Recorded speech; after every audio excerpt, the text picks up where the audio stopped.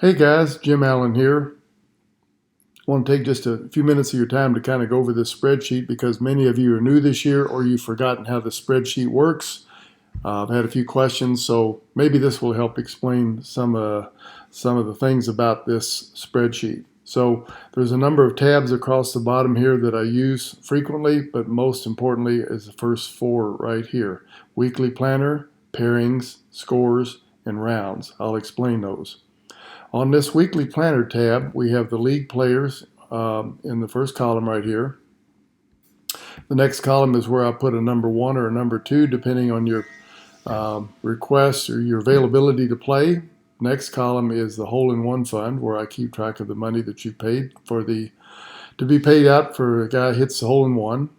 And the next column, as well as all the way across the page, are the courses that we have reserved to play this coming season. So you can see those courses locally are yellow and the out-of-town trips are in green. There's a Belterra in July. There's a Christmas Lake and Sultan's Run in September, and we have our tournament in early October. So back to the beginning of the year, what I do is if a player wants to play, I just simply double click in that box and it changes the number of players to one more.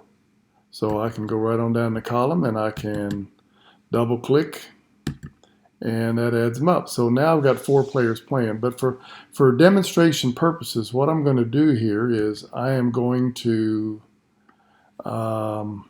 just select a bunch of players. Let's go with that right there. Just random players. So I picked 19 of them. And there they are. They all have X's. So this is for planning purposes, and I'm done with this sheet typically the day before we actually play a game. So I have to take these names now and build pairings. So I go to the pairings tab, and you can see that there's no data in here, hardly what's at all. It's just kind of a blank shell. So I need to import the names from the previous page into this pairing. So that would be the import X names button. I'll press that, and there are the 19 names that have indicated they want to play. Now I have to give them quotas. Their current quota before they go out and play the match is by getting that button, and you can see there are the quotas for the players before they actually go play. Now let's build the pairings. So I can have an option here of building them from top to bottom in each column, or I can build them left to right. It really doesn't make any difference for this demonstration. So I'm just going to build them down. Okay, there they are. I'll explain some of these things that popped up in just a moment. This section right here is where I put the starting hole assignment for the foursome, or if it's reserved tee times, I would put your starting tee time right there.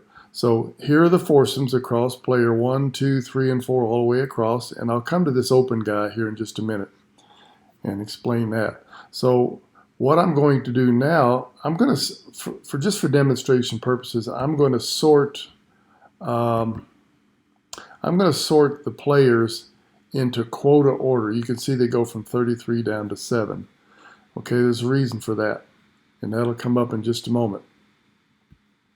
What I want to do is to take these 19 players here and put them in an order based on the total of the quotas of each players. In other words, I want each team to have an equal, as close to equal as I can get in quota total. So as it is right now, this bottom team has a 68 total.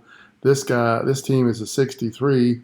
Up here we have a team with 112. So that wouldn't be a very well-balanced team, if you know what I mean. So what I'm going to do is correct that. I'm going to go up here and I'm going to click quota, and I'm going to come down here and then touch solver tool. Okay, that is going to start an evolution with a number of iterations. Okay, you can see by looking up here, these names are changing about every 50 attempts it makes. It will bring up another number. So like right now we're going through around 1,400 times. It's come up with 1,400 different iterations on trying to get the most balanced teams it can. So it will keep working. Sometimes it goes up to as high as 20,000 iterations. Like right now, it's going through around 3,000. And this is just a real gee whiz tool that I use often. I can use this solver tool to do the same thing with using just the number of times the two players have played together, or I can do it randomly, or I can do it alphabetically, or whatever. So it's done. I think it was up around 5,000 or so, but I'll click OK. And right now you can see that the teams are balanced within 1/2 stroke of each other. There's 379s and 280s. Now, let me explain the open player. This guy right here, I call him Mr. Open. He actually has a point value, and I'm going to tell you how he gets his point value. If I click this button here twice, it will color code the entire page. And so it color codes from green down through yellow, through orange, and through red. So this Mr. Open has a value that is 50% of all D players. So the A players are up in here, the B players are here, the C players are in here, and the D players are down here. So we'll say there's 5 D players. It actually picks the mathematical average of the 5 D players, and that's the value Mr. Open has for scoring purposes. So that's how I build the pairings equally, if you will. These other spaces up in here, I put the course tee off time, the name of the course, the tees that we're going to play from, and I might put pricing information or other free text information in here. So my work before we go play the game is done as soon as I take this pairing block here and send it out to you in an email. That way you'll know who you're playing with. It has really helped a lot here. One other thing that this thing does when it's doing the sorting, it will not put 2 A players on the same team. That's pretty cool. That was just something we discovered last year. So it will never have 2 A players on the same team. There's nothing I can do about guys that are really good putters, I'll say that. So you could have a team that has 3 really good putters and they're going to kick butt, if you know what I mean. So, okay, so we're done with the pairings. We'll mail those out, and now we're going to go play the game. So the game has been played. Everybody has gone out and they've played 18 holes, and so what I need to do now is to import the pairings into the Scores tab. There are the 19 players, and it brought in the date with it. The date is very important, by the way. Now, for the demonstration purpose only, I am going to give every player a quota score of 20. It's just random, of course. So there's every player getting a 20. Now, once I have entered the scores like I just did, I can press this button here, and when I do that, it does all the math and makes everybody a plus or minus and whatever they got against their quota. So on the top guy here, you can see that he scored a 20, but his quota was 33, and therefore he had a variance of minus 13. So now I don't want to get too deep on this, but this next column, it appears blank, but it's not. Every player has a number that has been randomly assigned. There's 15 digits to the right of the decimal point, and that's what's used to pair up. And the odds of having 2 players coming together with the same number is 1 in like 10 trillion. It's unbelievable. So you'll never see us have a case where 2 players come up with the same random number. Okay, now let's say that we've taken these numbers here. Everybody has a variance, which I can sort, by the way. But let's play a 2-man blind draw game, and I'll click this button right here.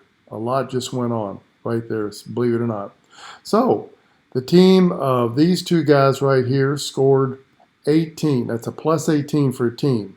And that's because this guy scored a plus 5. This guy scored a plus 13. That's why they have an 18. The next team down have a plus 9 as a team. And that's because this guy had an 8 and this guy had a 1.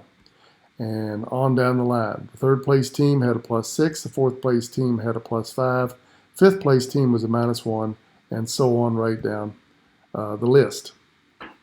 This next section right here is manual entry or data entry. This is where I enter the money amounts that each player won so that it compiles it as we go along. So We move over to this section. You can see that there were 19 players. It knows that each player put up $10.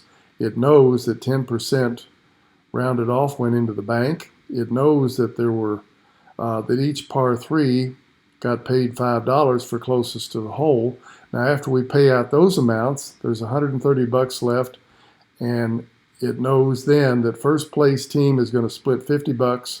Second place team is going to get $40. Third place team is going to get $25. Fourth place team is going to get $15. So I can come up here and just for a quick demonstration, let's just say the two-man team that came in first place, they're going to split that $50. So I'm going to put 25 there and 25 there, and you can see that it totals it.